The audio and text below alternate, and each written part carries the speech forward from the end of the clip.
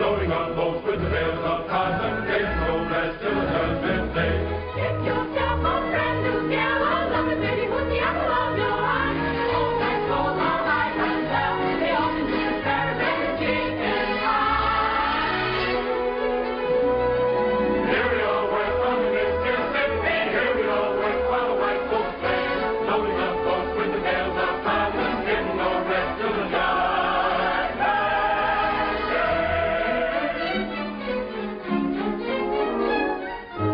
One pretty baby, are there the fairest of the fair, southern beauty, every woman found. Clatter, you roll, oh goodness gracious, they're so flirtatious, you naughty Little women don't be timorous, you will find that she's lost. Only makes a man want more, reckless even love. on the days of old. He's a show professor, captain in the cotton bottom will you go? Let me take you to the shadow line there. Delightful, but too joyfully accept I have to make a law. Get permission from the Hello, dear, from Captain Andy.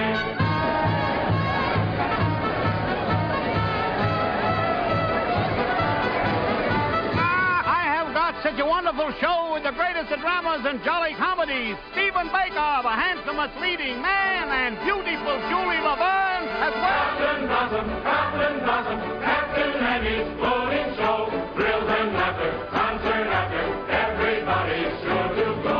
Captain Blossom, Captain Andy's floating show. Thrills and laughter, concert after, get younger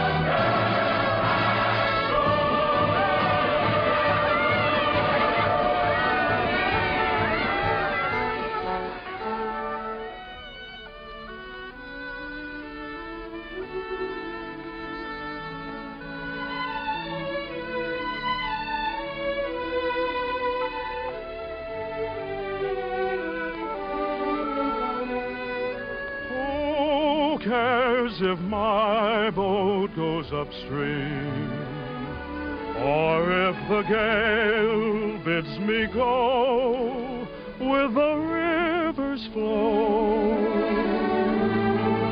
I drift along with my fancy. Sometimes I thank my lucky stars, my heart is free. And other times I wonder, where's the mate for me? Hello. How do you do? Are you an actress? Oh, no, but I'd give anything if I could be. Why? Well, because you can make believe so many wonderful things that never happen in real life. Well, if you like to make believe one thing, why can't we make believe we know each other? The game of just supposing is the sweetest game I know. Our dreams are more romantic than the world we see. And if the things we dream about don't happen to be so, that's just an unimportant technicality. So the cold and brutal fact is, you and I have never met. We need not mind conventions, P's and Q's. If we put out a in practice, we can banish all regret. Imagining most anything we choose.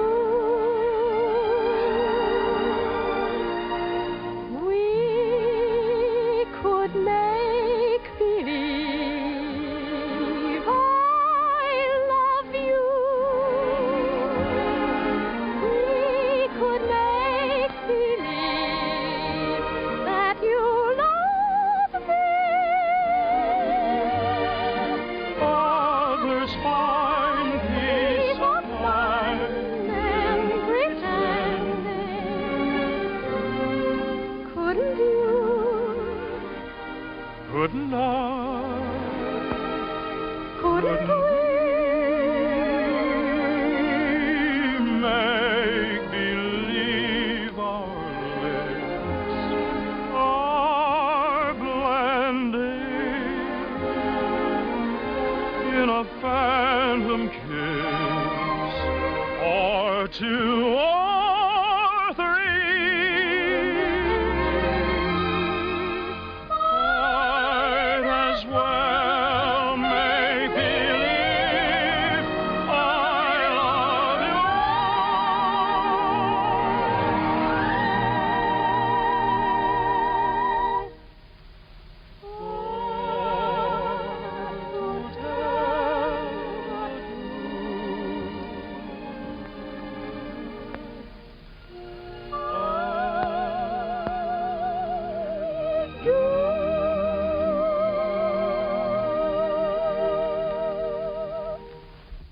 Magnolia? Yes, Mother. Goodbye. I hope I see you again.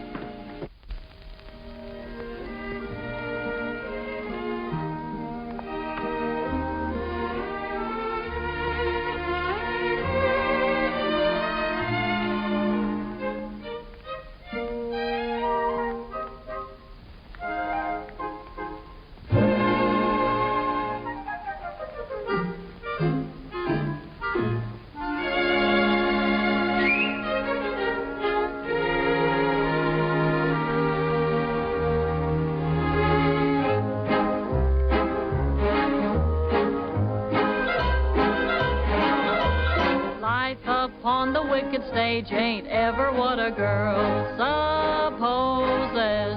Stage door Johnnies aren't raging over you with gems and roses. When you let a feller hold your hand, which means an extra beer or sandwich, everybody whispers, ain't her life a whirl? Though you're warned against a roué ruining your reputation, when you've played around the one-night trade around the great big nation, wild old men who give you jewels and sables only live in Aesop's fables. Life upon the wicked stage ain't nothing for a girl. Though we listen to your moan and grieve, you must pardon us if we do not believe you. There is no doubt you're crazy about your awful stage. Life upon the wicked stage ain't never what a girl's supposed. Stage door Johnnies aren't raging over you with gems and roses. If some gentleman would talk with reason, I would cancel all next season. Life upon the wicked stage ain't nothing for a girl.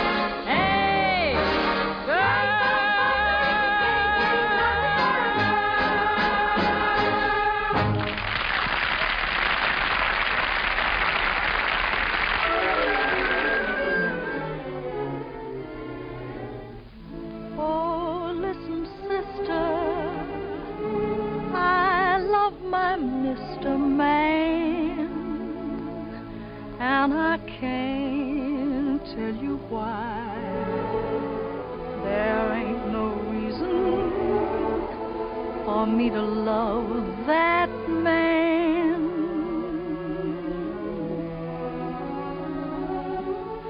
It must be something that the angels done planned.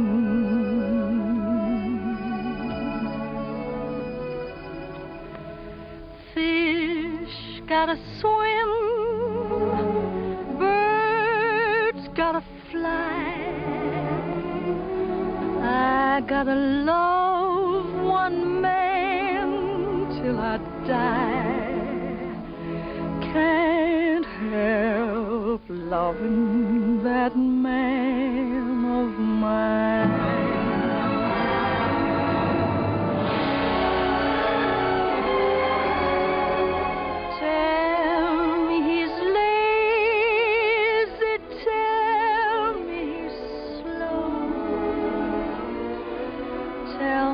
Crazy, maybe I know. Can't help loving that man of mine.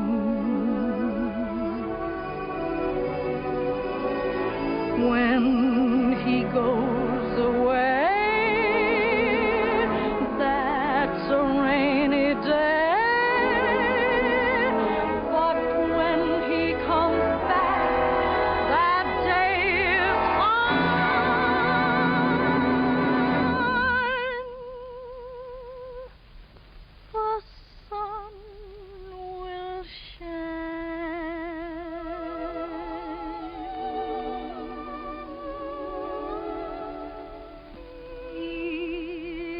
Come home as late as can be. Home without him ain't no home to me. Can't help loving that man.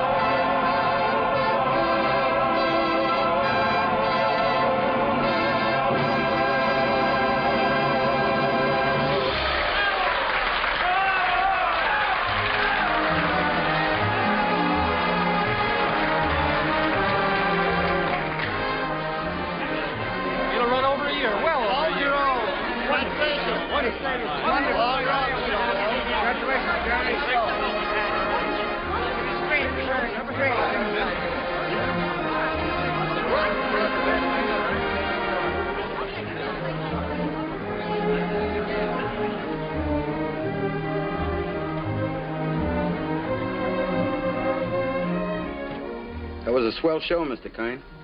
Well, thank you, Joe. Where to? The Waldorf, Mr. Kern? What was that, Joe? that big shindig you're throwing for you. It's down at the Waldorf, ain't it, Mr. Kine? Yes. But first I'd like to stop off at the house of an old friend. Yes, sir. Just for a moment, Joe. Turn right at the next crossing. It's not very far. I'm looking for an old brownstone house. It was the home of a very great and good friend. Tonight during the show, I couldn't seem to get him off my mind. Yes, sir. And I'd like to be alone for a few minutes, Joe, before we go down to the Waldorf and face that crowd. Oh, I get you. It's like a minute of silence, something like that, huh? Yes, Joe, something like that. Here, stop here, Joe. Here at the corner? In front of that radio shop. Oh, there it is. See? You mean that lodging house sandwiched in there? Mm-hmm. Well, of course, it didn't have that room to let sign in the window then. And other than that, it hasn't changed very much. Well, the street has changed. Changed quite a bit since I first walked down it years ago. Joe, did you notice this radio shop?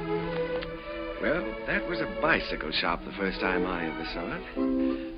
I remember the day very well. It was spring, and I might have been any American kid coming down that street. I had a song under my arm, my hopes were high, and the world was wonderful. I was ambitious, and I was eager, but I needed a little help. I'd been told that the best man to give it to me was a man by the name of Hessler, James Hessler.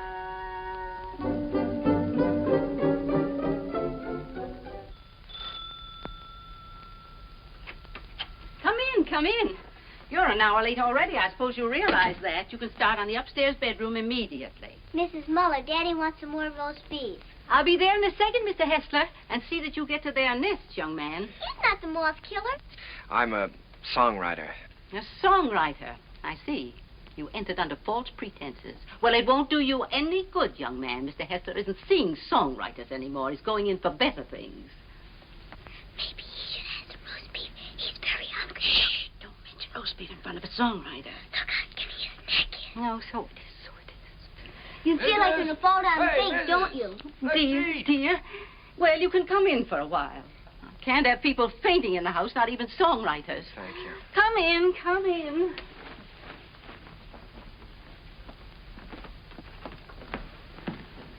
Daddy, he's starving to death. Mr. Hessler, Mr. Max... Yes, I know. Mr. Max Dreyfus of the Harms Company sent you. Written a little tune. He thinks it has possibilities if it's properly arranged. I'm to help you arrange it. Look how skinny his neck is, Daddy. Why, he said that, He told you that I was the greatest arranger in America, and I should give you a few lessons. Oh, my friend, he's right. There's only one catch. I've given up arranging. I'm through dressing up silly little tunes for girl shows and beer halls. I'm going to write some real music for a change. Oh, here, Mrs. Set it down here. The trouble with you songwriters is all you ever think about is making money. Here, sit down, have some roast beef. Oh, well, no, thank you. Go ahead, sit down. No, you never think of doing anything big, anything worthwhile, like Brahms or No, don't sit down there, please. It's Mrs. Hessler's place, Rester, so we always keep it set for her. Oh, I'm sorry. Yeah, sit down here. No, all you fellas want to do is write sugary little tunes and make a lot of money. Did you ever hear Beethoven's Eroica? Or Mozart's Jupiter? Didn't they do something to you? Great heavens, doesn't genius touch you fellas at all? Daddy's a genius. Yes, Daddy's a genius. No, my friend, in 3 weeks I'm going to England where I can work. I can have some peace and quiet. No mushy little melodies to be fancied up for public consumption. I'm going to write a symphony. Daddy's going to write an opera just for me. Here, go ahead, eat up. Maybe it'll give you some gumption. Well, I'm terribly sorry, Mr. Hessler. I had a big lunch with Mr. Dreyfus just before I left. It was roast beef, too. Yeah, well, Oh, what's the matter? Just because you're not hungry, you don't have to go, do you? Have some brandy with me. Help me celebrate my liberation from mediocrity. Mrs., get a couple of liqueur glasses, will you? Sally, will you show the gentleman into the parlor? I'm going upstairs and see if I can find that bottle of Napoleon. Have you a song in there? Mm-hmm. I'm taking piano lessons. Daddy wants me to be an opera singer when I grow up. Why don't you write an opera? Well, Sally, I'm afraid I only write the silly little tunes. You know, the ones your father doesn't like. Let me see if I can play your song. Do you mind? Oh, I wish you would. It's very easy. Here.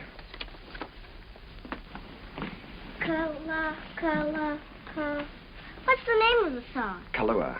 That's a funny name. Sounds like candy, like gumdrops.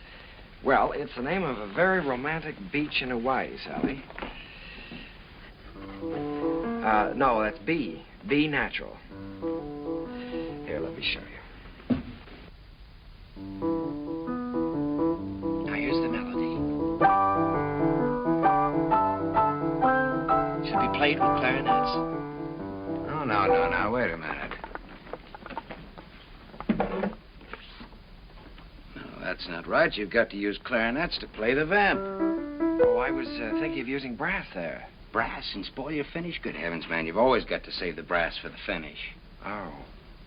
Well, what do you think? I know. This is a romantic song. Sit down. It's sentimental. You've got to start the melody off with your strings. Divisa. Here, I'll show you. Start that vamp again, Sally. It's perfect for clarinet, see? Now then, the strings enter. Divisa. Did you hear how wonderful that is?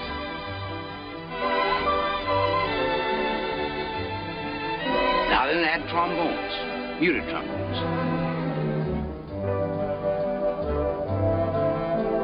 That's great. Can't you just hear that? Sally?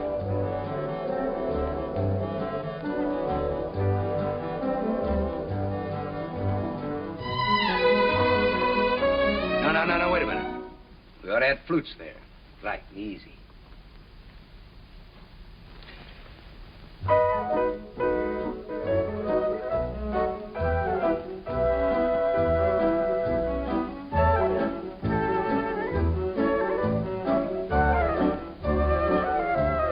Now then, add your brass.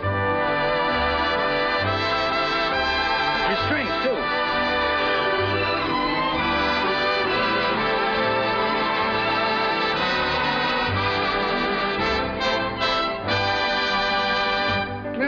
See? Isn't that easy? It's a good song, too. It's very good. Is that yours? Yes. Mm-hmm. That's all right. What's your name again?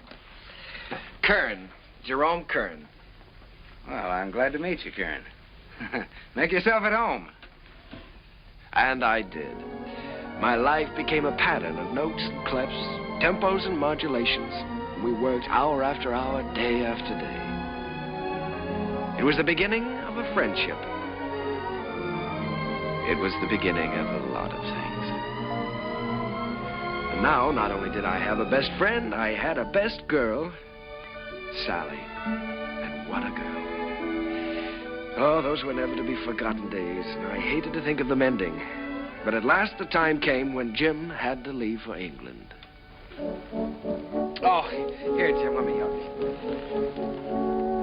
Oh, it's those symphonies of yours. They're as heavy and bulky as lead. Nice they're not tinny like some tunes I've heard.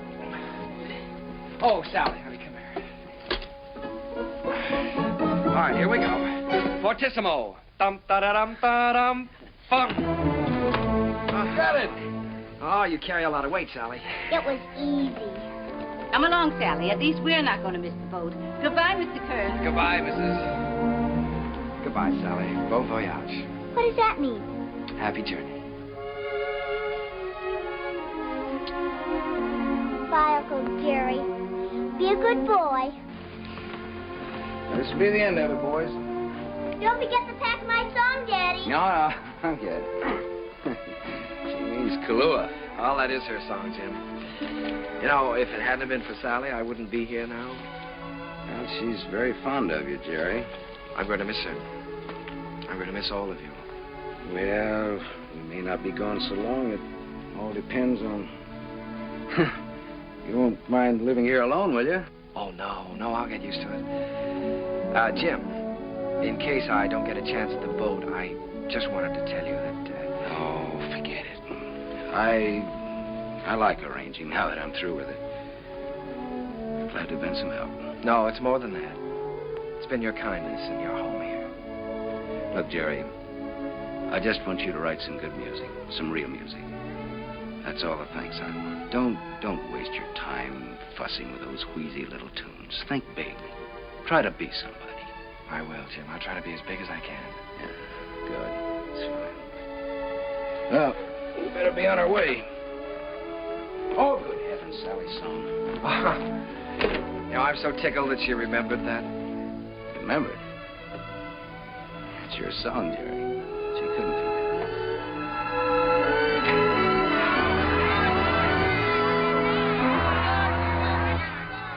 I stood there watching that boat pull out of the harbor, and I was lonelier than I'd ever been in my life.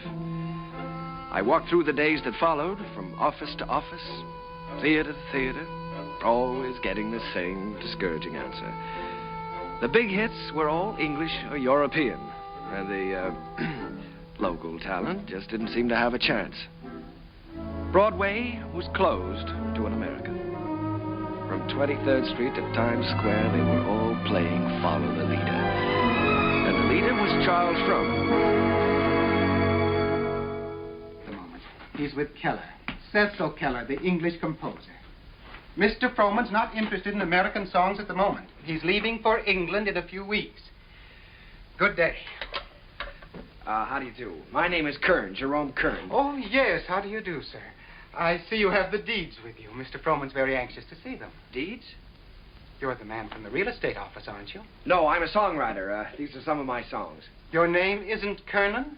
No, Kern. Jerome Kern. I'm sorry. Mr. Frohman hasn't a minute to waste. I'm afraid I must say good day. Well, now, maybe if he'd listened to one of my songs, I have one that could be made very English. Good day, sir. Goodbye, Mr. Frohman.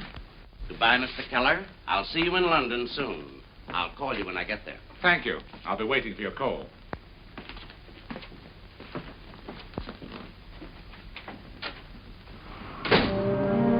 I made up my mind that I was going to try to write music with an English accent. So I sailed for London. I wish I could say with flags flying and my courage high.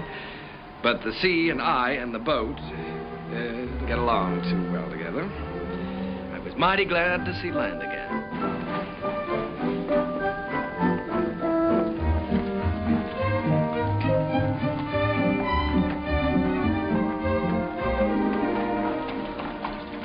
Excuse me, could you tell me where Mr. Hessler lives? Hessler? We have a Wesley and we have a Smith. No, Hessler. Mr. Jim Hessler. Uncle Jerry! Sally. Oh, honey, it's so good to see you. We didn't know you were coming. Well, I didn't know I was myself. Daddy will be so glad to see you. Come on, we live right over there. All right. Oh, Sally, you're getting prettier every day. I have a new music teacher. Yeah. Well, the tables are turned. American songwriter invades England. That's pretty good, Jerry. No, it's daring, very original. You're thinking big anyway. It's a chance I'm taking, Jim. Say, you've gotten a little skin here, haven't you? I haven't been getting enough roast beef lately, I guess. Jerry, I look at you sitting there, and it's just hard for me to believe you haven't been here all the time. Thanks, Jim. It's sort of like being home again. How was the symphony coming along? All right? Oh, well, yes, I'm still in the note-making stages. Of course, I always believe in making plenty of notes. It's kind of like planting seed. One day they start to grow, and then, before you know it, lo and behold, your symphony's all written. Uh-huh. Simple and easy, huh? Not as difficult as writing those silly little tunes. Well, no, it's the quiet here that does it, Jerry. Peace in this place is just so thick that you can float on it. It's a rustic pastoral. Wait a minute, now, answer that telephone. Oh, the doorbell. Will you get the door, please? You've got to do something about Sally. Yeah. No, there's a picturesque pastoral. Hello. Who? Sometimes they want that well. I can't quite. She's waiting for a piano lesson, sir. Oh, Mr. Edwards. Yeah, put him on. Come, Sally, it's time for Hello, George. When, my little Sally? Fine. I don't want to. Tomorrow? I'll be glad to. I'm not going to have a lesson. For dinner, good. Hester, you behave yourself. All right, I'll be there. Bye-bye. George Edwards. The producer? Yes, he wants me to come up and sit in on a rehearsal of a new show. I don't want to take that piano lesson. Uncle Jerry's here. You've got to talk to your daughter. I can't do a thing with her anymore. Well... This is Uncle Jerry's first day here, and I shouldn't be made to take lessons. Should I? Should I, Uncle Jerry? Well, I think you should have one day off, maybe, huh? That's the end of her. There was some hope for her until her Uncle Jerry arrived. Now she's spoiled for good and all. Come, we get ourselves a cup of tea. You know, Sally, I'm inclined to agree with you. I think Uncle Jerry's arrival does call for a celebration. Now, what'll it be? London or the fair? Oh, the fair, Daddy. Please, the fair. All right. The fair it is.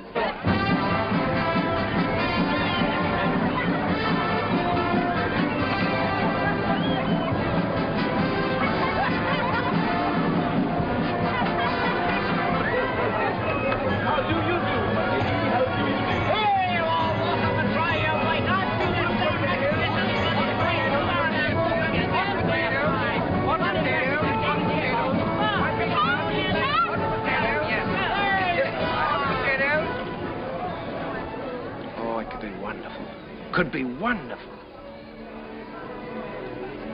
Oh, no, Jerry. I don't want Sally to go up in the swings, not till she's a little older. The whole stage full of swings and a boy and girl in each swing and all of them singing.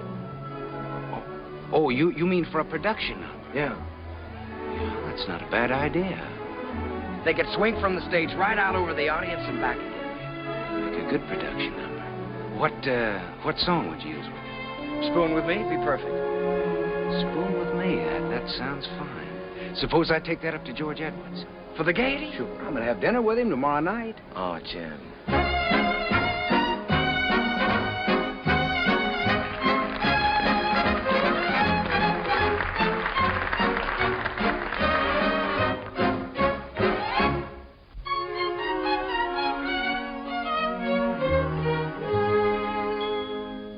I don't know why I am so very shy.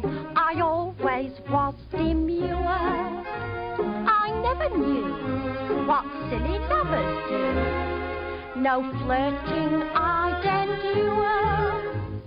In all my life I never kissed a man. I never winked my eye. But now at last I'm going to break the ice. So how'd you like to try? How'd you like to spoon with me? I liked it. How'd you like to spoon with me? Well, rather. Sit beneath an oak tree, large and shady. Call me little Tootsie, Woodsy, baby. How'd you like to wag and squeeze? Indeed, I would. Dangle me upon your knee. If I could. How'd you like to be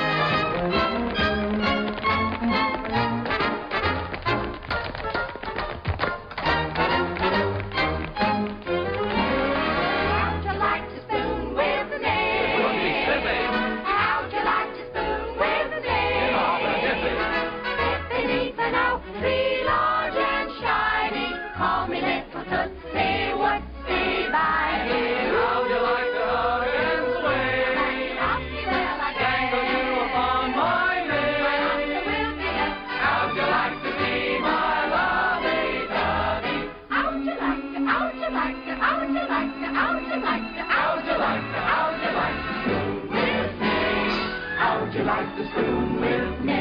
Rather.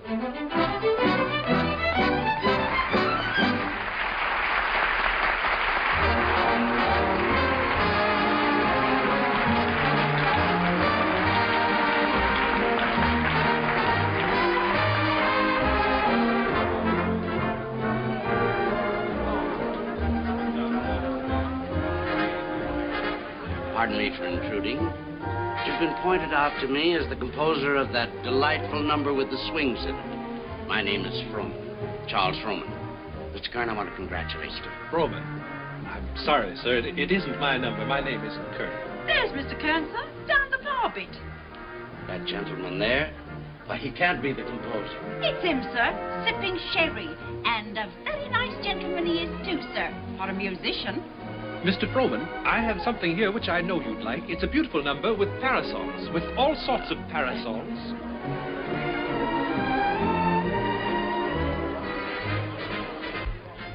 Mr. Kern?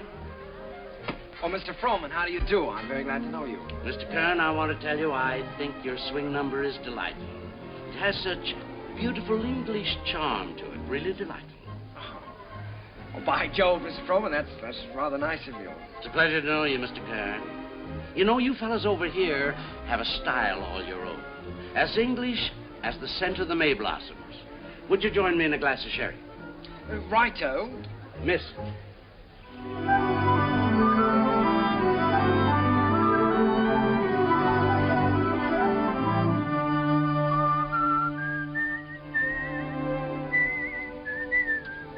I'd give that one up if I were you. One song at the Gaiety, I think you can afford to take a rest. Well, if I could finish it, I know I could interest Froman in it. You ought to know by now that Charles Froman is only interested in English music and English composers. If I only had a piano, I know I could work this out right now.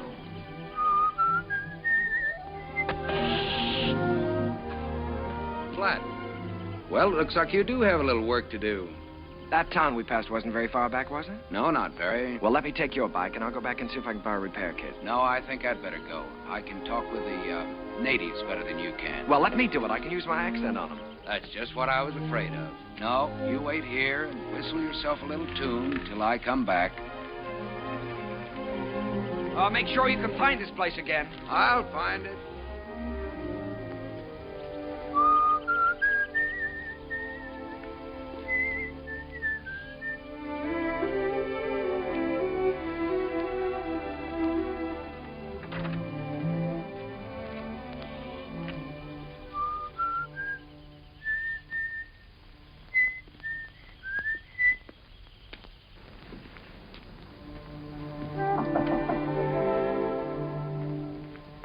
I say, is anyone there?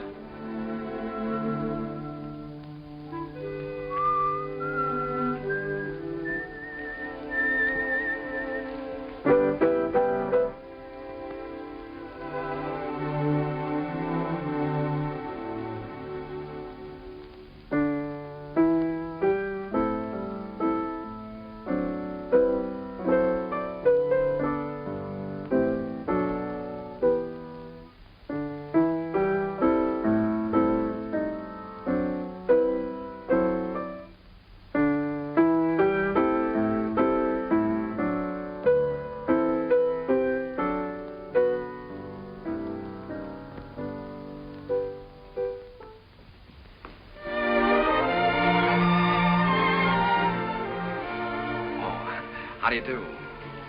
Did Mr. Timkins send you?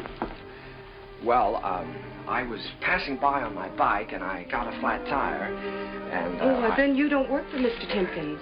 No, I happened to notice your piano through the window, so I thought I'd come in and try out a little tune. I see. For a minute, I thought you were the piano tuner. No. Well, I'd better go before the owners. What do you do here? Gardening? A little. Oh. Well, I don't know whether anybody's told you, but for a working girl, you're very pretty. Thank you. You're an American, aren't you? Yes. Yes, I'm a songwriter.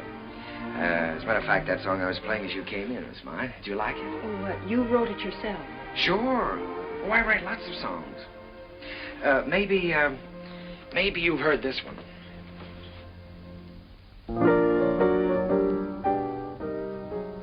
Why, that's from the Gayeties. Everybody's singing it. Uh-huh.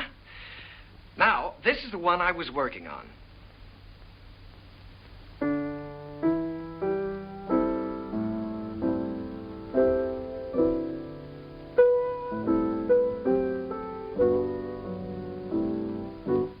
That I'm going to try to place for the Gaiety, too. Of course. I would if I were you.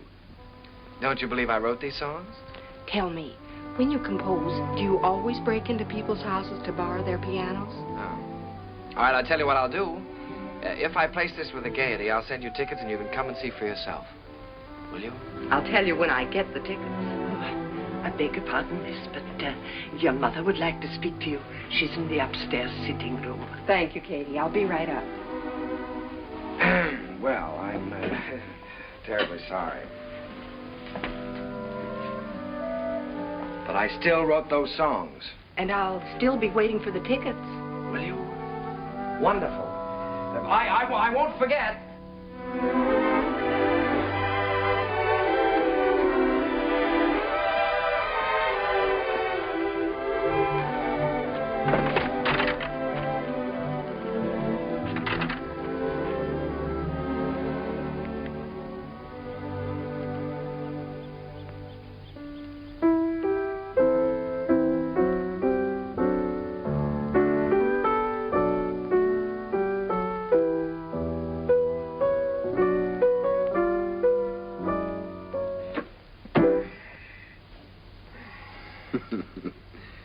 And you were the lad who wasn't going to fall in love with anybody for a long, long time. Well, this girl is different.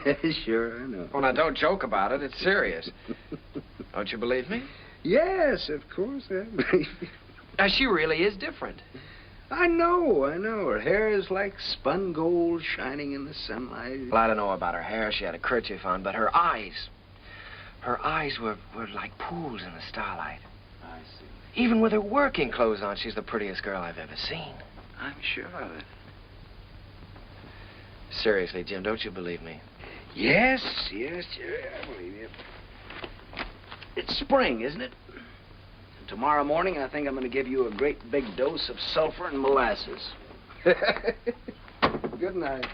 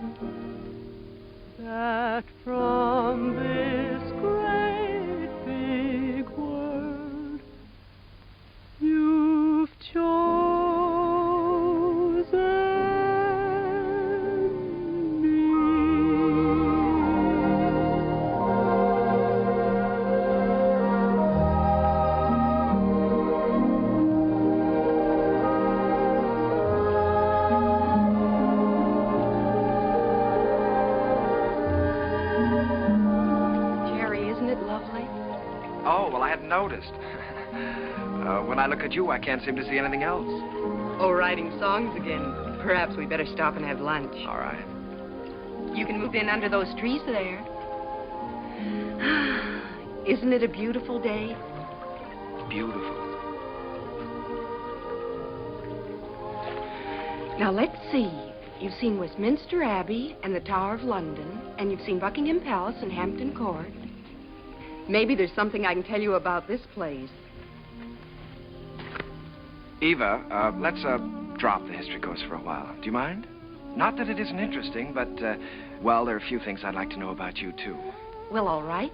What would you like to know about me? Oh, just the ordinary things. Things you like and things you don't like. Where you went to school and who was your first beau and, oh, what you want out of life. That's a tall order. Where shall I start? The things you like. Oh, I guess I like what everyone likes. I like books and picnics and dancing and music. What about musicians? Oh, certainly musicians. And what do you want out of life? Oh, I guess again what everyone wants. Happiness. Have you ever given any thought to getting married? Why, of course. Doesn't everyone? Are you set on any particular type of man? I have been at different times. When I was 16, I desperately wanted to marry the star cricket player at rugby. And now?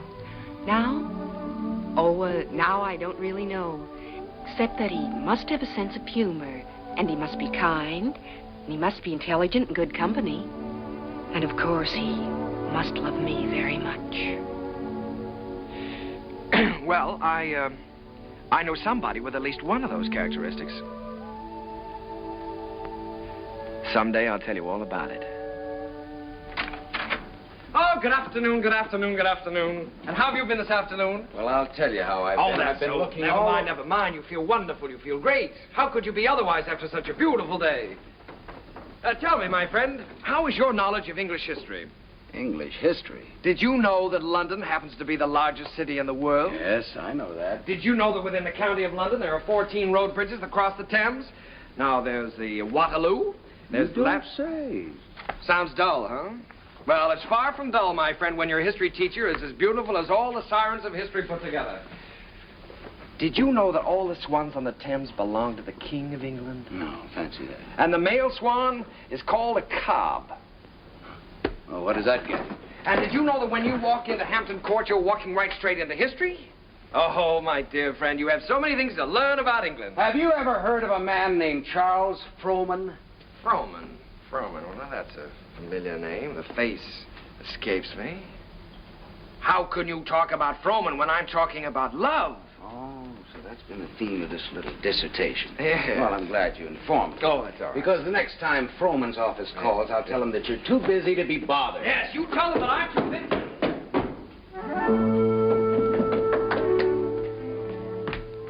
Did you say the next time Frohman's office calls? That's what I said. They've been calling you all day. But why should I bore you with such trivial details? Well, what do they want? No, dear friend, you return to your archives. Why think of the future when the past is so glorious? Oh, come on, now quit clowning. What happened? Nothing. Frohman just wants you to write 4 songs for his new show. If, of course, you can spare the time. Well, why didn't you tell me about it? Why didn't I tell you about it? Well, come on, let's get going. There's no time. We've got to do that on the ship. On the what? On the ship. We're sailing with Charles Frohman tomorrow. We have to start rehearsal in 6 weeks in New York. Oh, Jim, Oh, no. Look, Jerry, this is the chance you've been waiting for. Well, you certainly are full of surprises. I thought you'd be up in the clouds. I feel like I've just been yanked out of the clouds.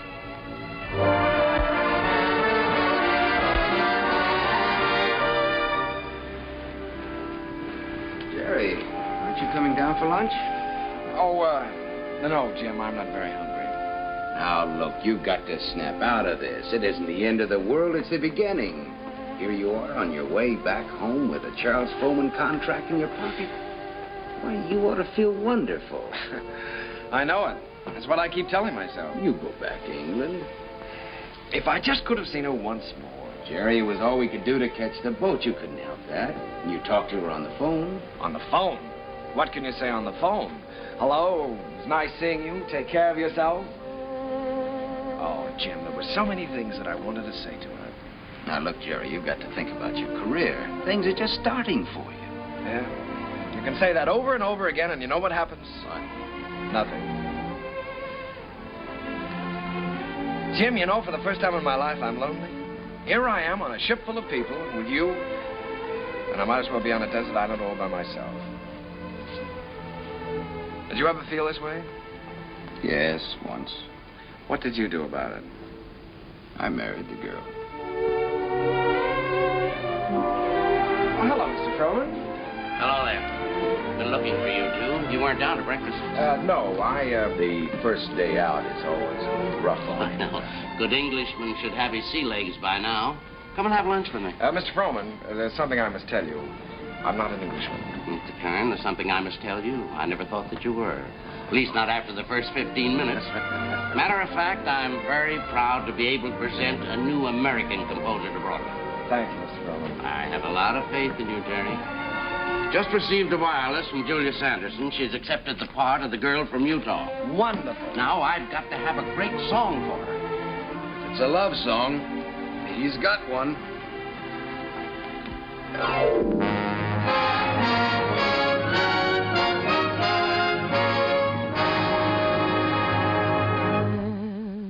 When I told them how wonderful you are, they didn't believe me. They didn't believe me. Your lips, your eyes, your teeth, your hair are in a class beyond compare. You're the handsomest boy that one could see. And when I tell them, and I'm certainly gonna tell them, that you're the boy whose wife one day I'll be,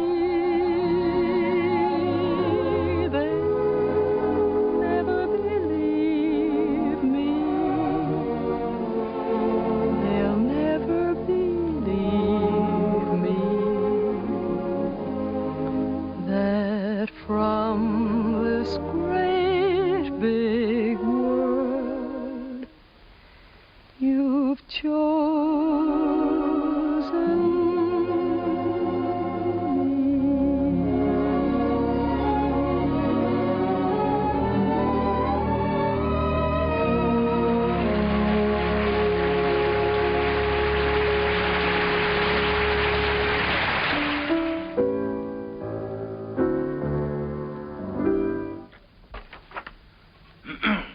Here.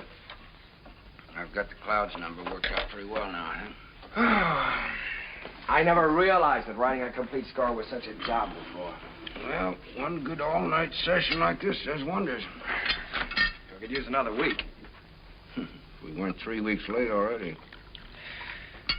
Oh, I hope he likes it, Tim. Rowan, he'd be crazy about it. If he hadn't gone out and bought himself another show while he's been waiting. Good morning. Sally, what are you doing up? I'm going to have my breakfast. Right.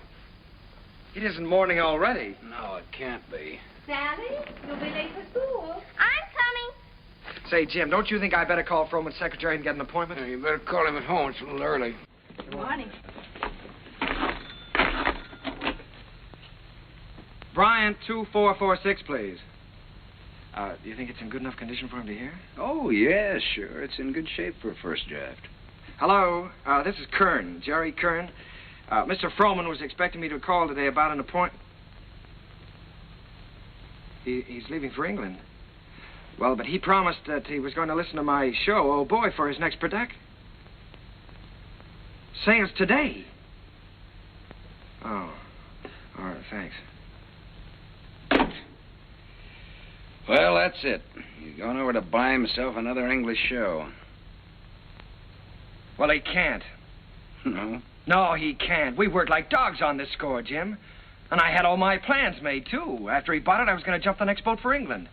I'd forgotten about that young lady. Wait a minute. I've got an idea. My passport is still good. Why don't I take the same boat he's taking today? Wonderful. Get him on board ship and he can't get away from you. That's right. Then I can sell him the show. Wonderful. Then I can go and see Eva. Sure. You can get married. Well, you probably have to ask her first. Well, that's an idea. Well, I'll go and phone the steamship company. Right, I'll go back. Driver, you think you can make it all right? If we get a break in traffic and the old engine holds out. Jerry, come on now. We've only got a few minutes. Jerry, if you want to miss that boat, come on here.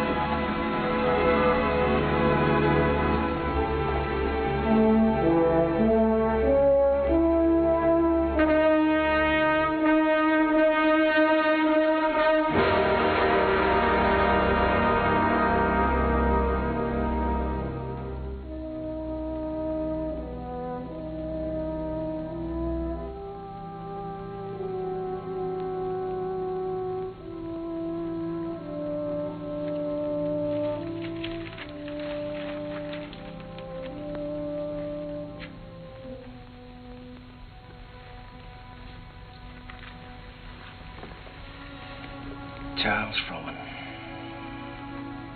It's like watching an era crumble in front of him. The theater's gonna miss him. Yeah. You were very lucky to miss that boat, Jerry.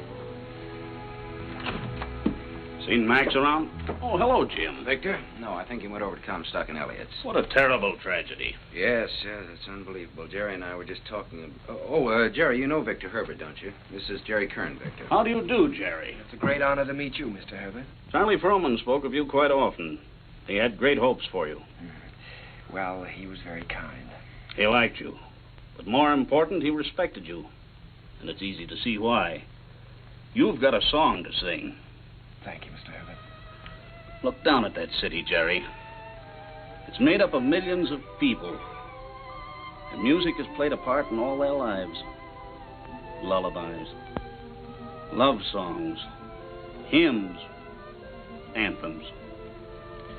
Must be pretty wonderful, Mr. Herbert, to realize that people you don't even know and never will know are singing your songs, and all of them asking for more of the Victor Herbert music. It makes me feel grateful, Jerry, and very humble.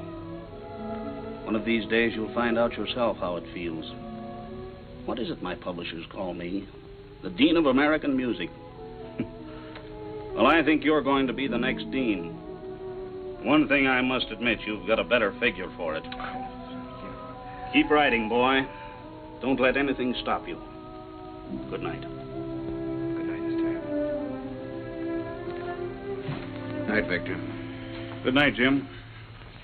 Good evening, Mr. Herbert. It's a deal, gentlemen. Congratulations. Comstock and Elliott are going to produce Oh Boy. Max just sent me over with the check. What's the matter? Aren't you fellas happy? Yeah, thanks. Turn out those lights again, will you?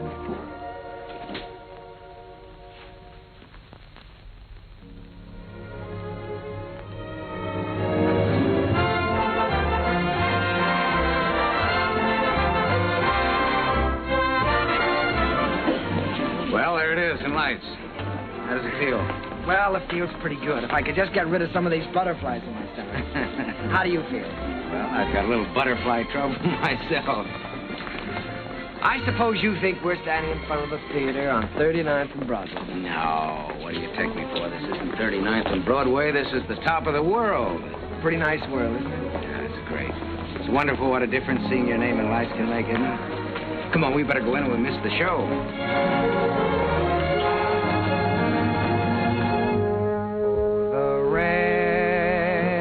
Comes a pitter-patter, and I'd like to be safe in bed.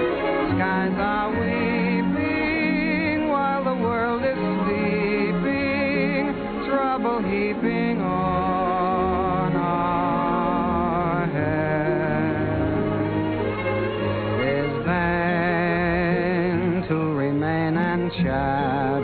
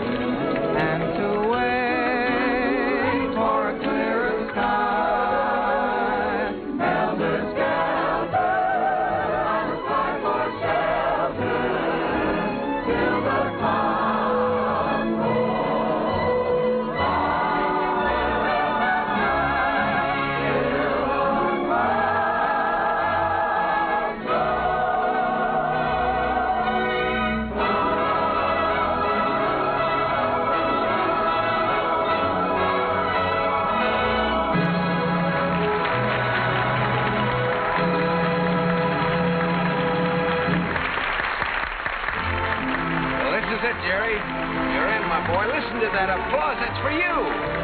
Don't wake me up. Don't anybody wake me up.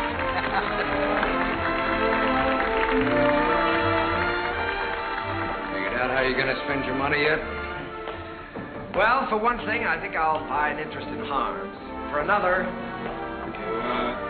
You think you might take a little ocean voyage? Well, good luck. I don't see how she can possibly say no. Oh, that's what I'm worried about. I'm afraid she is going to say no, Jim. You know, I can't get her out of my mind. She's...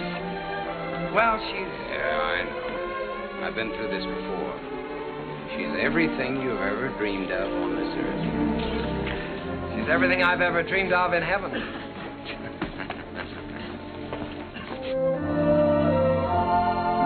Oh, Jerry, let's stop here, shall we? All right.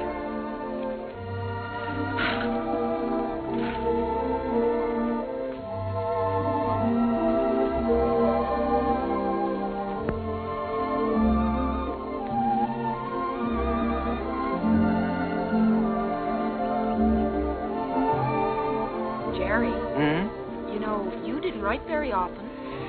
Well, my letters weren't very interesting, Eva, so I tore them up.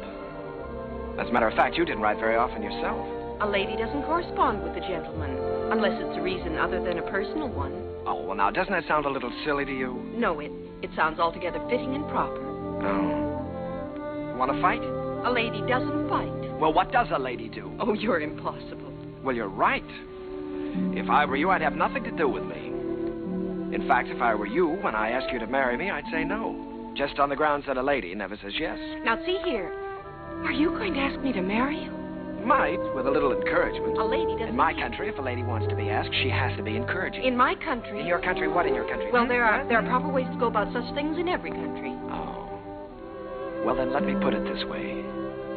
From the very first moment I saw you, when you walked in from the garden, I knew that out of all the women in the world, I'd finally found the right one. The only one. I wanted to tell you then. I wanted to say, hello, funny face. I don't know your name or anything about you, but I've loved you all my life. You were my first school teacher, my first date, the first girl I ever kissed, and everything in the world to me. You see, I recognized you immediately. You thought all that? That's right. I stood there thinking that, wondering what you'd do if I kissed you. What would you have done? What would you do now?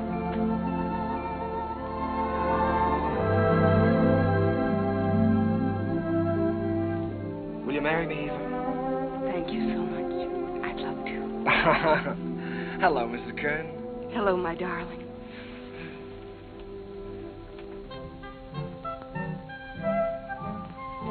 They're here, Daddy. They're coming up the steps. Welcome home. Jim! What, you old fox, you really did it this time. Nothing, my boy, nothing, just a little gesture. Jim, this is Eva. Hello, Eva. Hello. Well, you've married the nicest guy in this world, but the craziest. Oh, now, wait a minute. I was keeping that from her. Isn't she sensational, Jim? Jerry. Honey, turn around and let him look at you. Oh, Jerry. Look at that hair and those eyes. Have you ever seen a woman like that in your life before? Only once. No, I hope that both of you have all the happiness in this world. Oh, thank you, you. Jim. I think we have already. Forgetting me and the music. Oh, Sally, yes, I'm sorry, dear. Sally. On behalf of my father, Jim Hessler and myself. On behalf of my father, Jim Hessler and myself, I wish to congratulate you on the start of your voyage into the great sea of life. Oh, Sally. Well, on behalf of my wife and myself, I thank you very much. I'll take it. Hello, Mrs. Hello, Mr. Kern. Sally, it's so wonderful to see you. Why, you have grown up, haven't you? Sally, this is your Aunt Eva. On behalf of my father... Thank you, Sally. We're going to be real good friends, aren't we? Yes, I expect we are. Well, what do you say? Let's all go in and have something to eat, shall we? Oh, Jim, it's so good to be home again. Yes, it was good to be home. I felt I had everything in the world. Happiness, success, and the wife I had dreamed about. I wanted to put it all into music. Eva's smile and her eyes and what it meant to be with her. And at last it seemed to me that the clouds had rolled by. First, there was Leave It to Jane. Leave it to Jane, Jane, Jane. I don't know why you should make me plot and plan for you. She is the girl with... I always try to do everything I can for you. No problem you can wish on her gives her a strain. She'll tackle gaily, a score or more daily. If something is on your mind, and I can see that there is not a doubt of it. comfort you soon will find. Leave it to me, I will soon get you out of it. If you have started worrying, kindly refrain and just hand over the whole thing to Jane.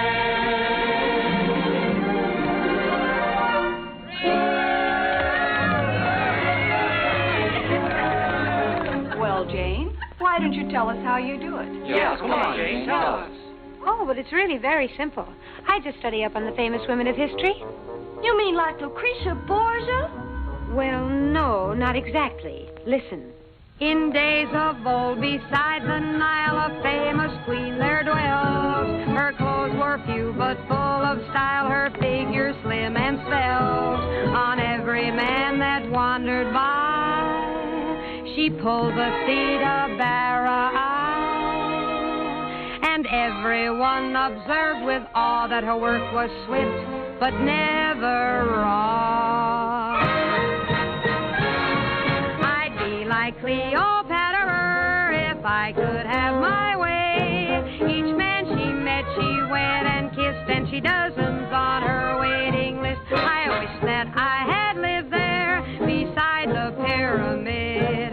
For a girl today don't get the scope that Cleopatra did.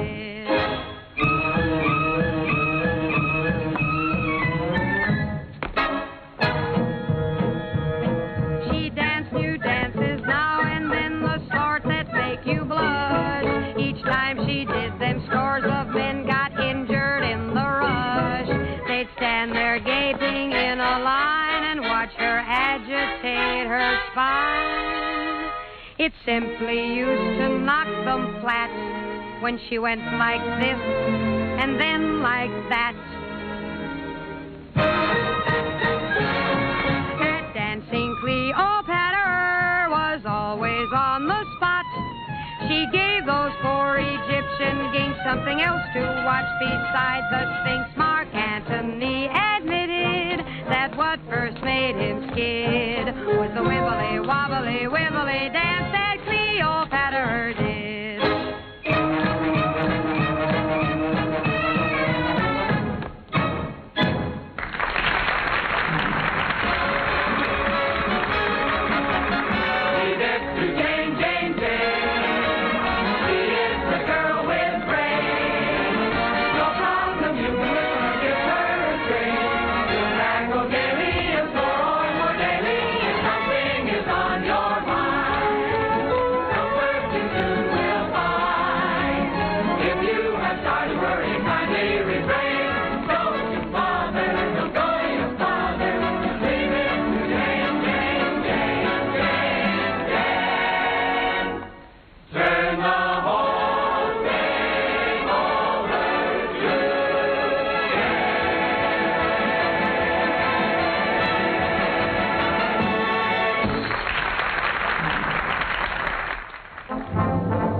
Once again, Broadway belonged to the Americans. To George M. Cohan, Irving Berlin, George Gershwin, Vincent Yoon, Buddy DeSilva. I was working in mighty great company.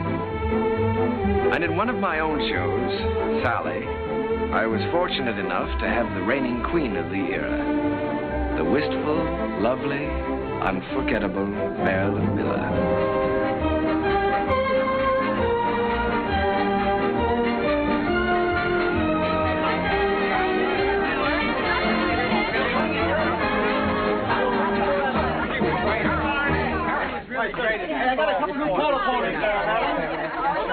All right, Larry, thank you. Hazel, my dress. I have it right Oh, here. we're going to have to hurry. How's it going? Oh, my goodness. I was never so nervous in my life to see me trip.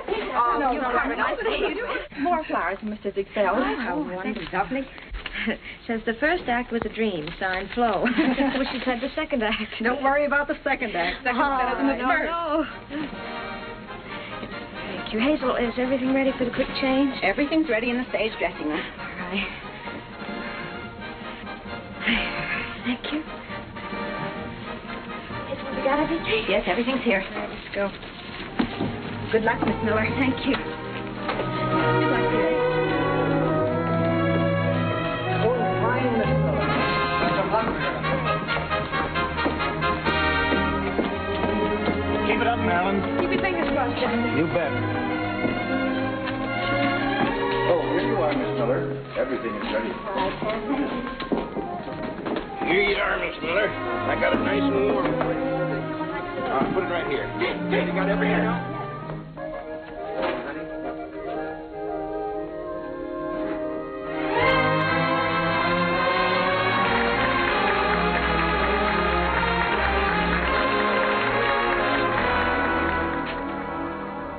As I wash my dishes, I'll be following a plan till I see the brightness in every pot and pan. I am sure this point of view will ease the daily grind, so I'll keep repeating in my mind.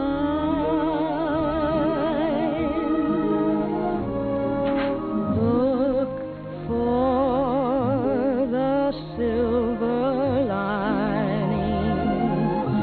whene'er a cloud appears in the blue. Remember, somewhere the sun is shining, and so the right thing to do is make it shine for you. A heart full of joy and gladness will always banish sadness and strife. So always look for the silver lining and try to find the sunny side of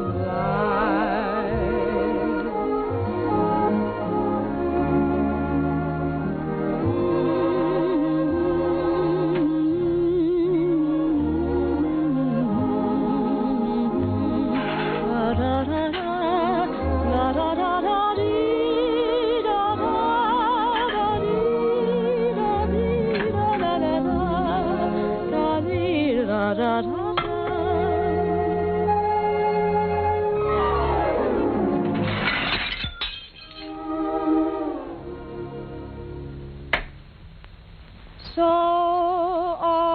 always look for the silver lining and try to find the sunny side of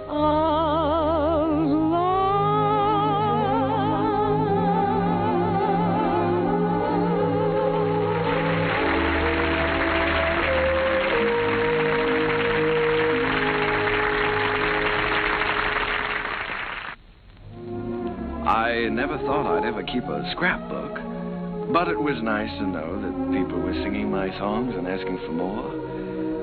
Night Boat, Good Morning Dearie, The Ziegfeld Follies. Curtains went up, curtains came down, and I think I got to look a little more like a musician. Eva grew lovelier with every passing year. Our life was rich and full and very satisfying. And Jim and I, well, we grew a little grayer, a little more settled, perhaps. He was still working on his symphony, Or so he said. But on the whole, the years didn't change as much. However, they certainly did change Sally. She was quite a young lady now. She'd been away at school. In fact, many schools. Well, Sally. Hello. Darling. Well, Sally, I thought you were at school. Well, I was. Oh. What happened this time? I just can't stand that school anymore, Uncle Jerry. I've left, and I'm not going back. What does your father say about that? Well, he hasn't said anything yet. He doesn't exactly know. You see, I just left there this morning, and I came right out here to talk to you. Oh, Uncle Jerry, I had to leave. I hated it so much I couldn't eat or sleep or anything. This is the third school you've left now, isn't it, Sally? Yes. Well, now, it seems to me that you ought to be able to make a go of one of them. Oh, I just don't seem to fit in very well. The kids all seem so... Oh, I don't know. All they're interested in are parties and clothes. They seem to think that's all there is to life. Oh, Uncle Jerry, I wish you'd talk to Dad for me. He'll listen to you. Well, Sally, you know your father isn't well. Then I ought to be home where I can take care of him. You ought to be at school completing your education. You want to make something of your life, don't you? Oh, I've had an education, and now I want to get down to something serious. Oh, Uncle Jerry, you did promise you'd help me get a start in the theater. I said I'd help you when you were ready. Your father wants you to complete your schooling first, Sally, and he's the boss. Oh, Uncle Jerry, Dad's forgotten what it's like to be young and feel like this, but you haven't. You haven't forgotten what it's like to stand on Broadway and look up at the lights and think, someday I'll see my name up there. You remember that feeling, don't you, Uncle Jerry? Yes, Sally, I've got to admit it, I do. Well, then that's more important than school or anything else in the world, isn't it? Isn't it, Uncle Jerry?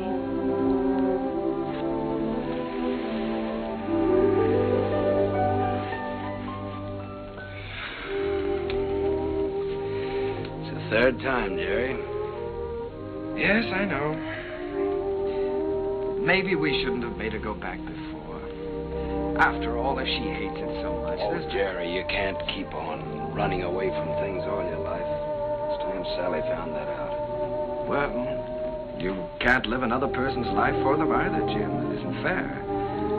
Sally's grown up now, and I think she ought to be allowed to do what she wants to do. I want her to finish her education and get a chance to finish mine.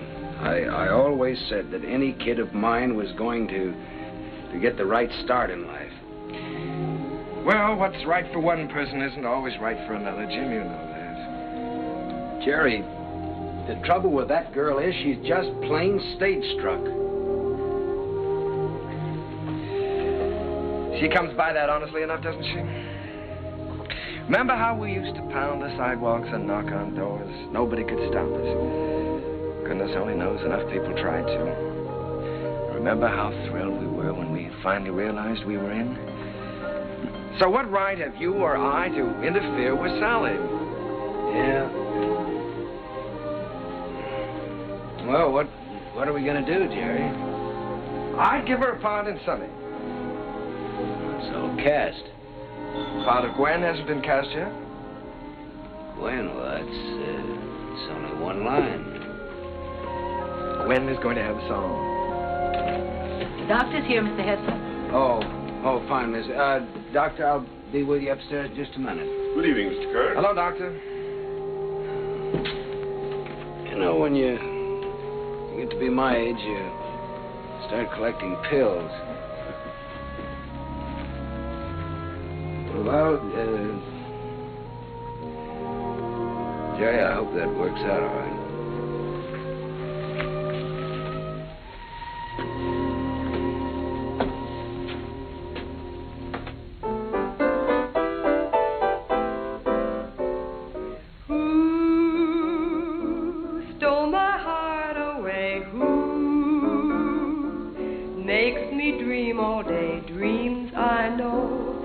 Never be true. Seems as though I'll ever be blue.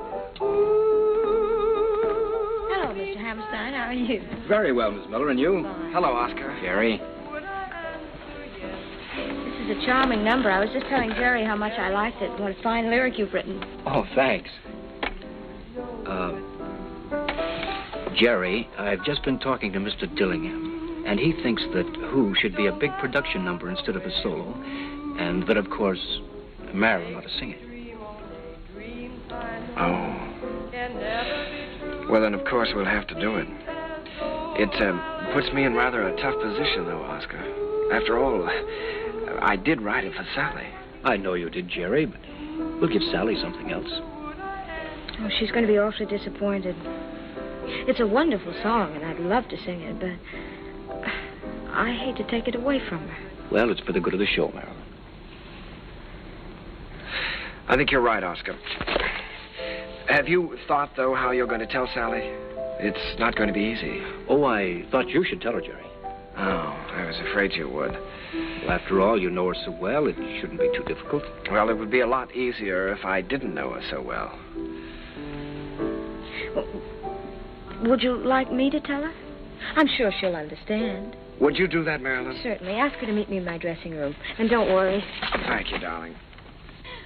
But Uncle Jerry wrote that song for me. I know. And I know how disappointed you must be, too. But, Sally, disappointments are part of the theater, and you've got to be able to take them. Well, the very same thing happened to me in my first show. I had to give up my song to the star. I think I felt pretty much as you're feeling right now. Then I think it's a pretty low, miserable trick for you to pull on someone else. Sally, listen to me a minute. This is your first show. You're just starting. Now, there are going to be a good many songs and a good many shows for you. It may be difficult for you to understand now, but one day you'll realize you've got to give and take, whether you like it or not. I'll never take a song away from anyone else, especially if it's their first real chance. Sally, please don't put this on a personal basis. I don't want to take the song away from you. Then why are you doing it? Mr. Dillingham thinks it's best for the show. And what's best for the show is more important than what I want or you want or any personal feelings involved. Don't you see that, Sally? Yes, I see it all right. You're trying to take my song away from me, and you aren't going to get away with it. Uncle Jerry wrote that song for me, and I'm going to sing it. I don't care whether you are the star. You're not going to take it away from me. Sally. She can't have my song, Uncle Jerry. Don't let her talk you into it. I don't care what happens. She can't have my song.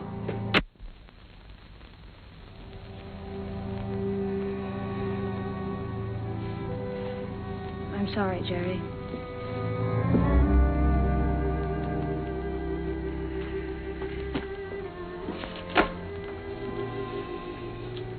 What is it, Sally? Am I still in the show, Uncle Jerry? If you want to be. You won't have a song, though. He took my song away from me, the song you wrote for me. Sally, there's a little thing called For the Good of the Show. Apparently the show didn't seem very important to you this afternoon. Not important. You didn't care what happened to the show just so long as you got your way. The theater doesn't work that way, Sally. Nothing works that way. I learned something today. I suddenly realized that you're not ready for the theater yet. Not ready? No. All you have to offer is a small talent, a great deal of conceit, in return for which you want success.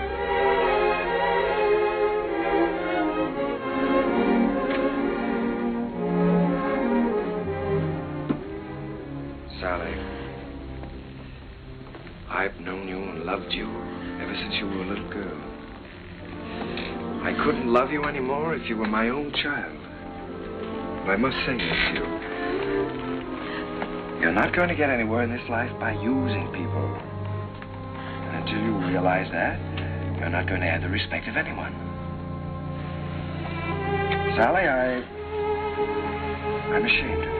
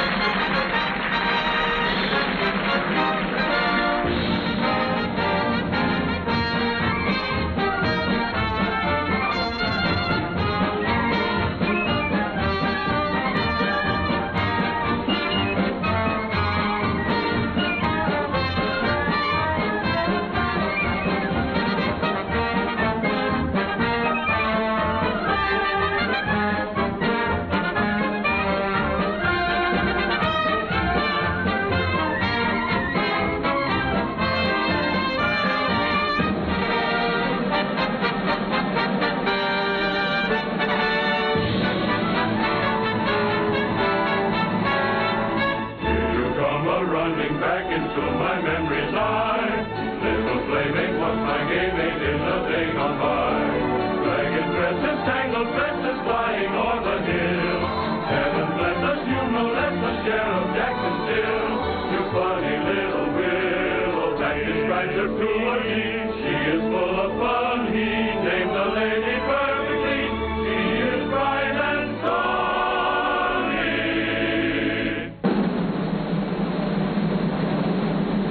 Never comb your hair, sonny. Leave the breezes there, sonny. Let your stockings fall down for shocking. The sound is all that you do. Smiling all the while, tomboy. Where'd you get your smile from, boy?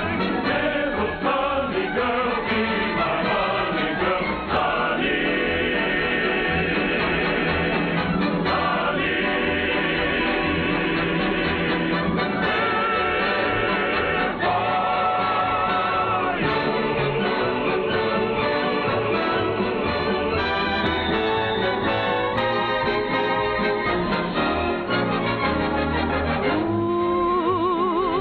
Stole my heart away. Ooh, makes me dream all day. Dreams I know can never come true. Seems as though I'll ever be blue. Means my happiness too. Would I answer yes to? Well, you ought to guess who. No one but you.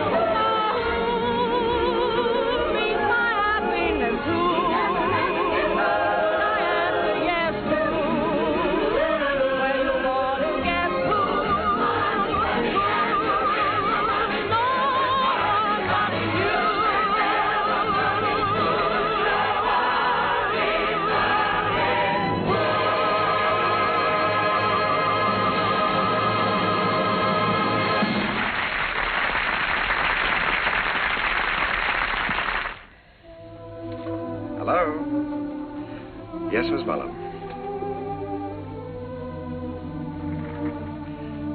You sent for the doctor? Is Sally there? Oh. Well, you be sure he stays in bed, Miss Muller, and I'll be right over.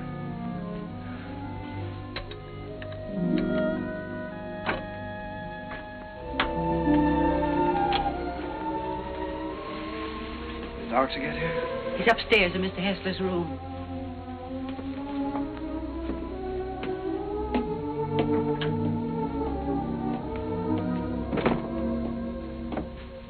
It's his heart. I wouldn't stay very long. Mr. Hessler could use a little rest.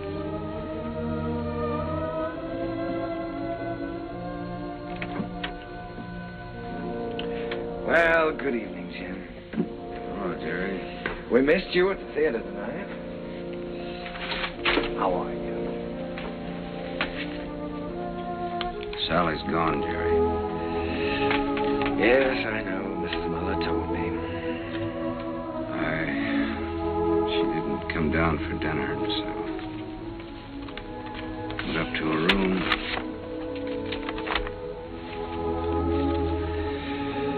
Dear Daddy, I'm going out on my own. Don't worry about me.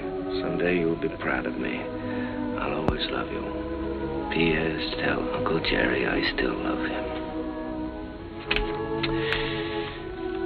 It's all my fault, Jim. I shouldn't have suggested that she'd be in the show. No, Jerry. Sally is Sally. It's time both of us faced that. Yes, I know, but I think I heard her.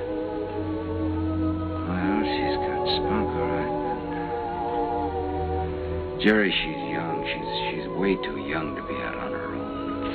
Well, now, look, Jim, don't you worry about this. I'll bring her back. I wish you'd do that. I promise you I'll try my utmost. Yeah, just as soon as you can. Good night, Jim. Why don't you get back into bed and get some rest? Yeah. I left no stone unturned trying to find Sally. Personal ads, private detectives. But the answer was always the same. No one had seen her. It was a futile hunt.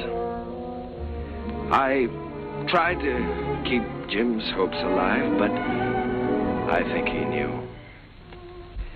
And then, one night... Please don't mention that I telephoned.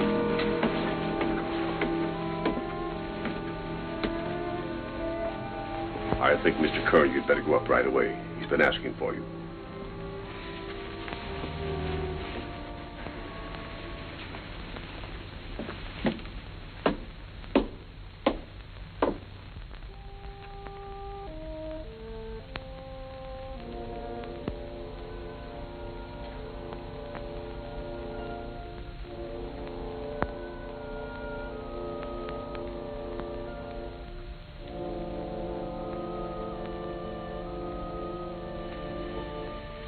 Jim.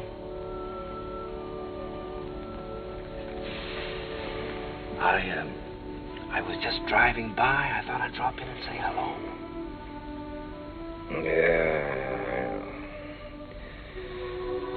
You forget I've known you a long time. Feeling better, aren't you? Yeah, I'm fine. That's good. All you need now is a little rest. Kind of quiet around here now. Yes, it is, but things will be popping again just as soon as Sally comes back.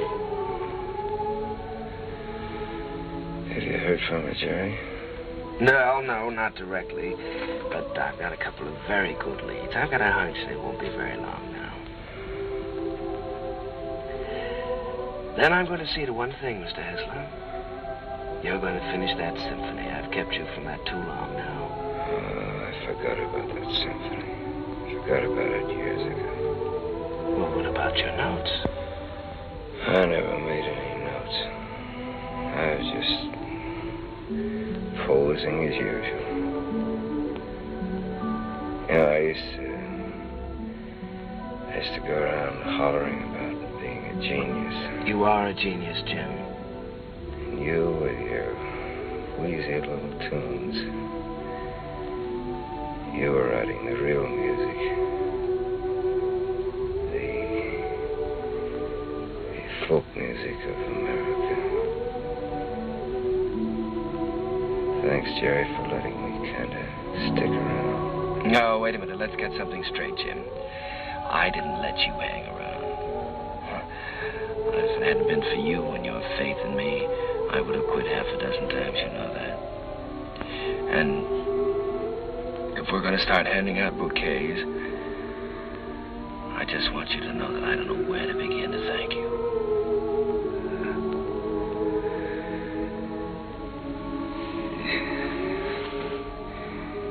You're a great man, Jerry. It's been a privilege getting in on that music. It's been a lot of fun with you. Now, let's not talk that way, Jim. In a couple of weeks, you'll be back at that piano, screaming for more and more brass.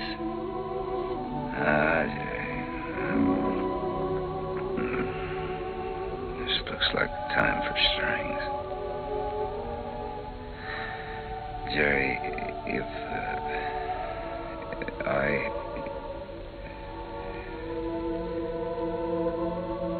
want you to look after Sally for me.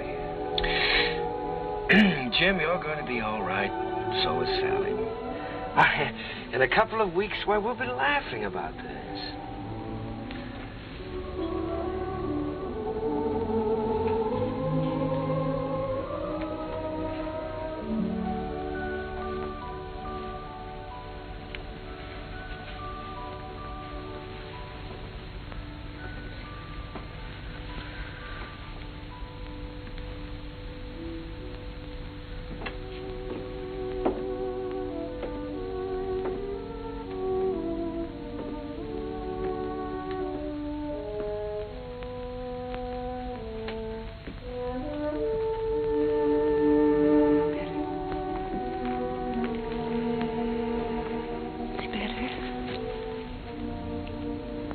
I made some coffee.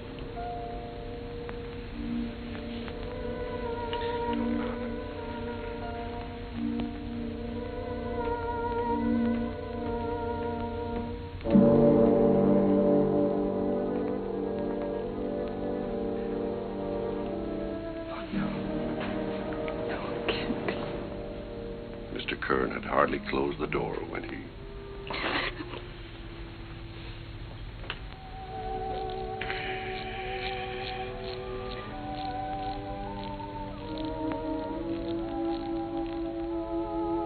I was completely lost, completely helpless.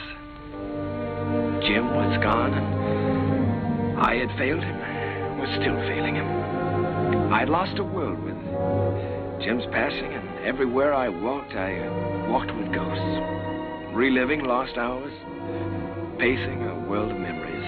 I couldn't even think in terms of music. I began to feel that I might never write again.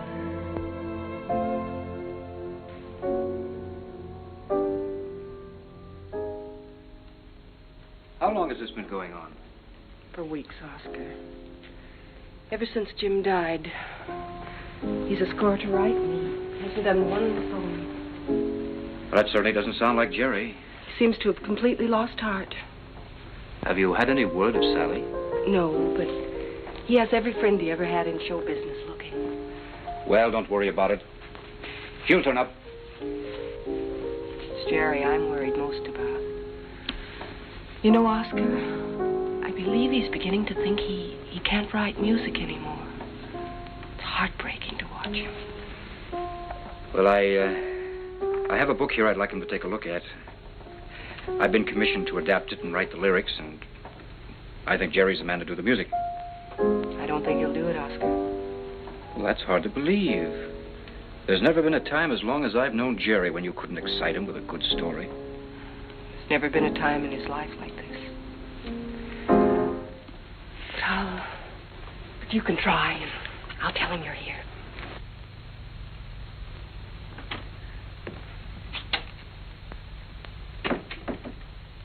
Hello. How's it going, dear? Oh, fine, darling, fine.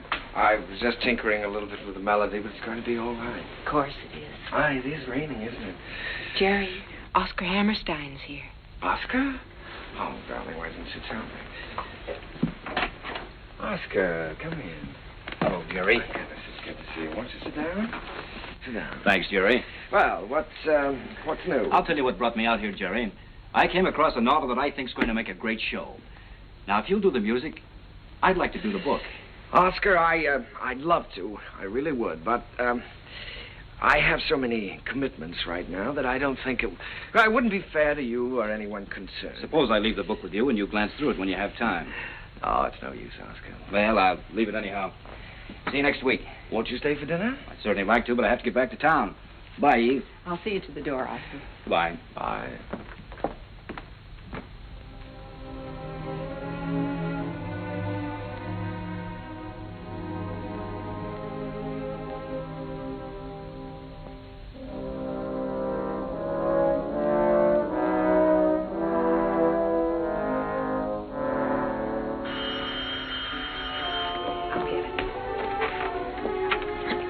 Hello? This is Mrs. Kern. Oh, just a moment, Mr. Kelly. Jerry, it's Arthur Kelly. He's got news of Sally. Hello, Arthur. Yes. Oh, that's wonderful. In Memphis? What was the name of that club again? Club Elite, all this week. Yes, well, I'll get right on it. Thank you very much, Arthur. Sally is singing at the Club Elite in Memphis all this week. Oh, that's wonderful. Shall I pack a bag for you? Yes, darling, you do that and I'll call and make reservations.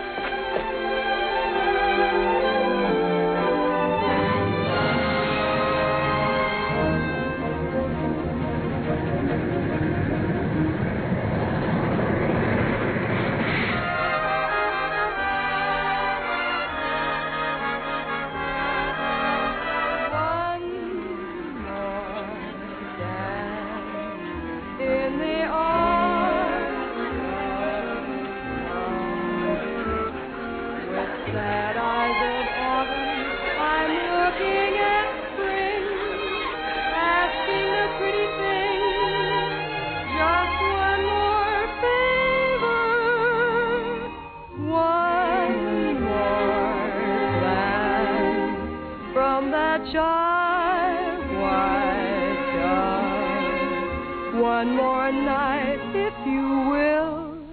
One more flight, one more thrill. One more dance, if you will, with me.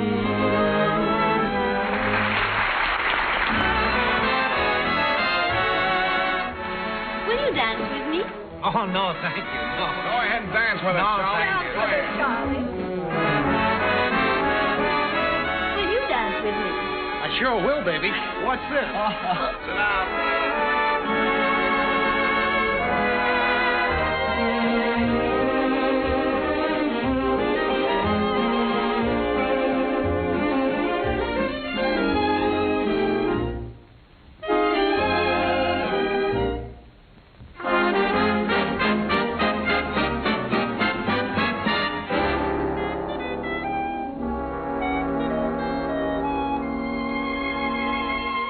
What you're losing by constantly refusing to dance with me. You'd be the idol of France with me, and yet you stand there and shake your foolish head dramatically while I wait here so ecstatically.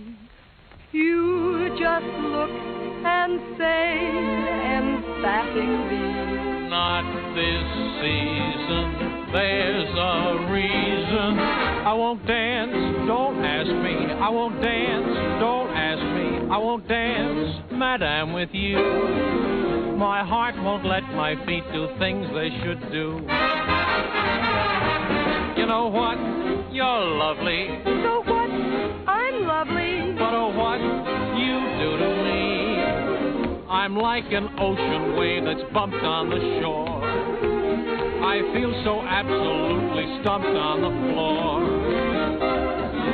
When you dance, you're charming and you're gentle, especially when you do the continental. But this feeling isn't purely mental.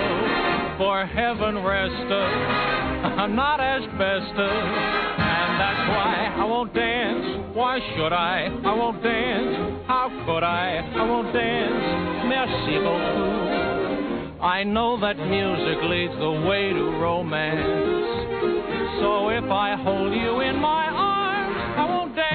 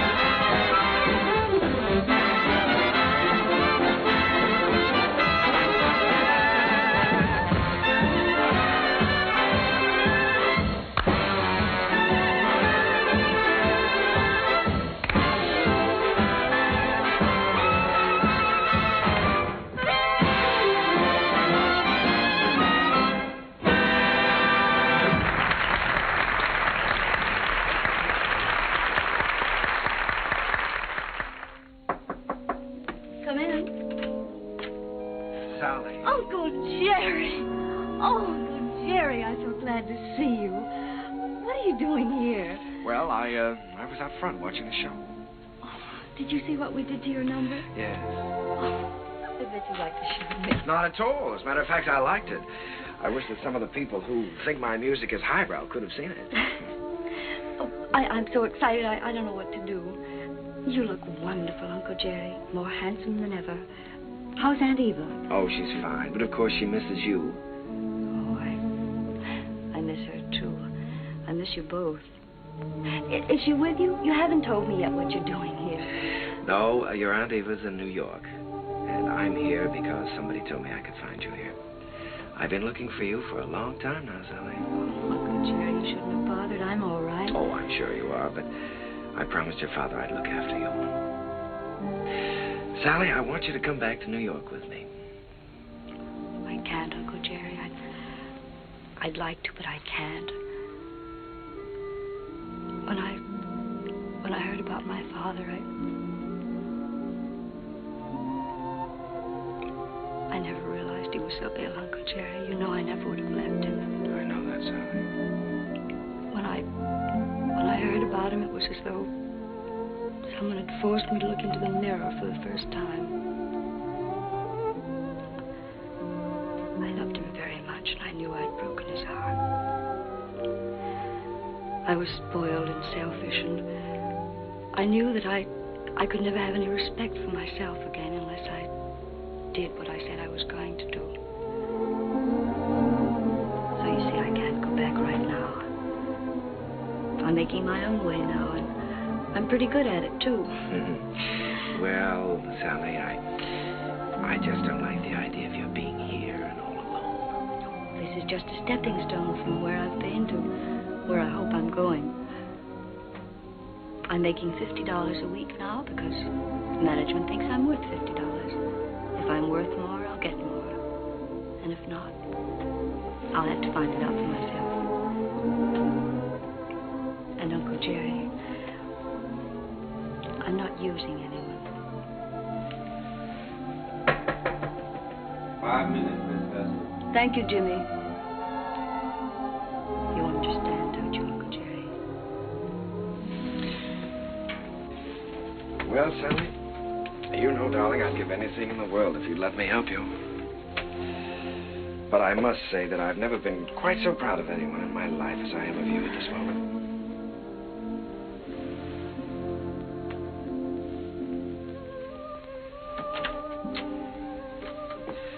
Good luck, darling.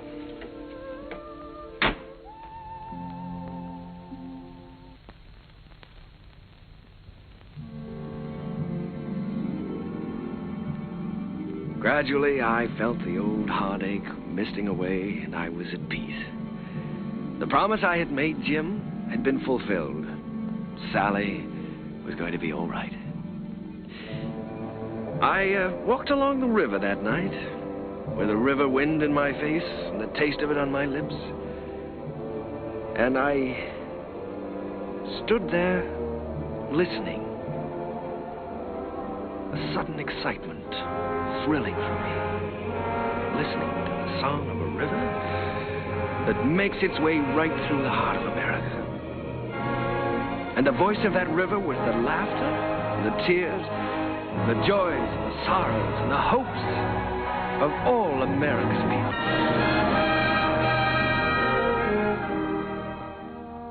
Well, Joe, that's my story. It's too bad Mr. Hessler couldn't have been there tonight, Mr. Kern. Oh, he was there, Joe. He'll always be a part of any music I ever write. Whatever happened to Miss Sally? Well, I don't know exactly. She's on her own now. Maybe I'm just getting tired of something, but ever since Jim's been gone, I feel like everything is sort of ending for me. Maybe my music is ending too, Joe. Ending? After that show tonight? Hey, I gotta get you back to the Waldorf. You got some vows to take. No, sir, Mr. Kern. Your music ain't ending for you. In my opinion, it's just the beginning.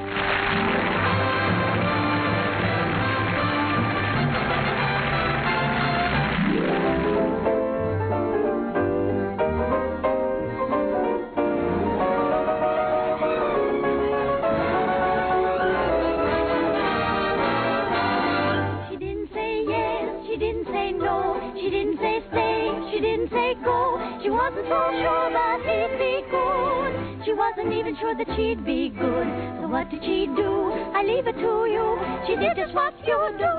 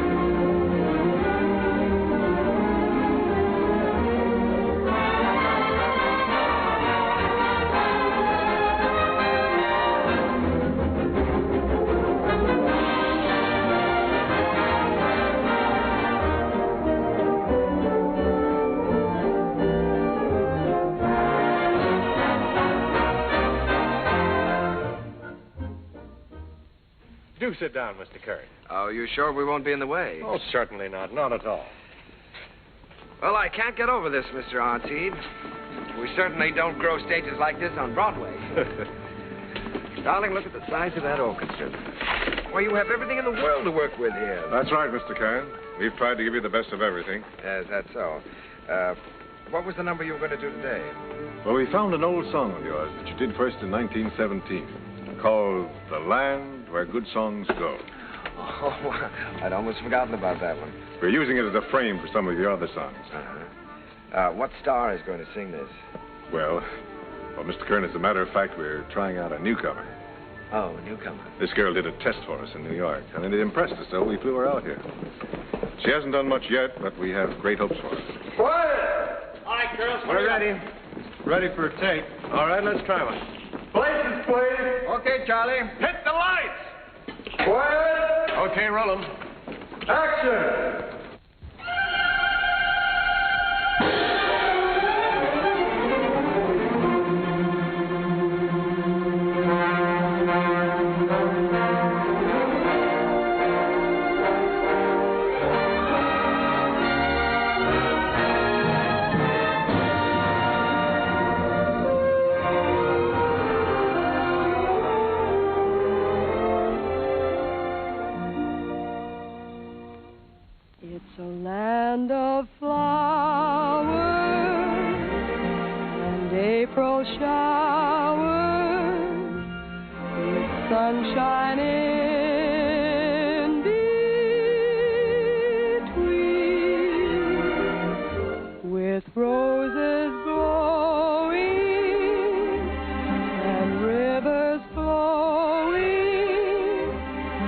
grasses growing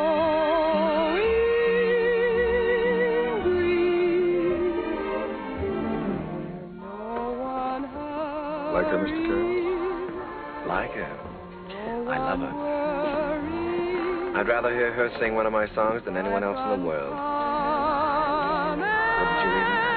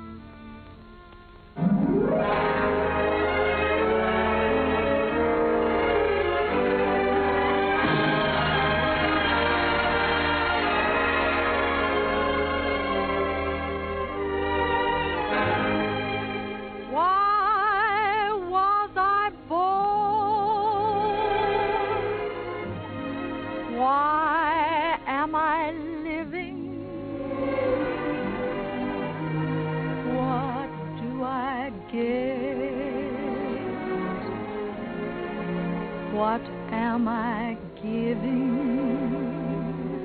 Why do I want the things I dare not hope for?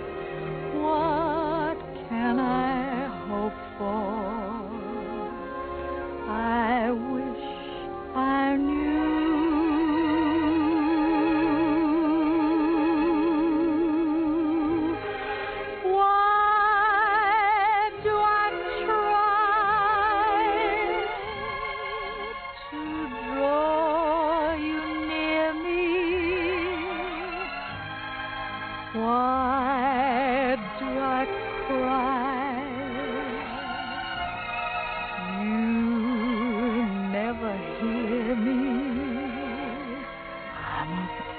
Fool, but what can I do?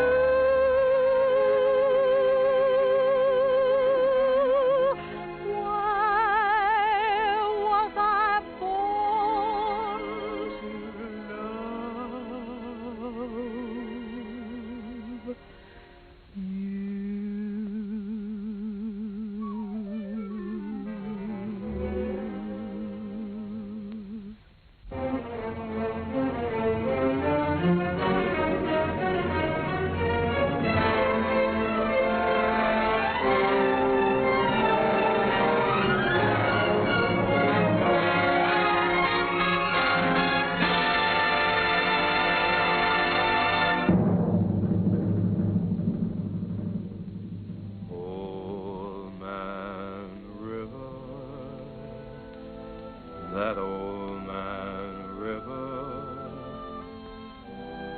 Must know something, but he don't say nothing. He just keeps rolling. He keeps on rolling along.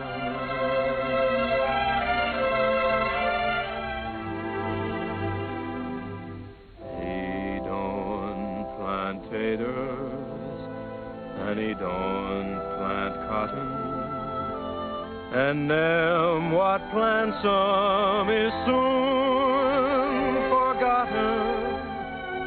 But Old Man River just keeps rolling along.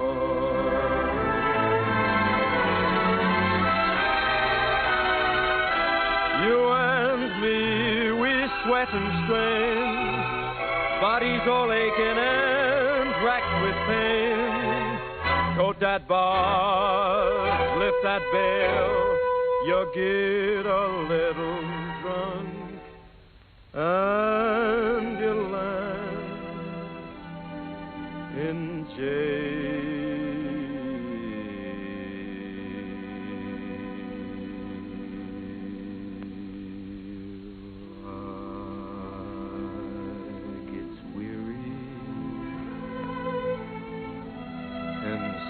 Sick of trying, I'm tired of living, but I'm feeling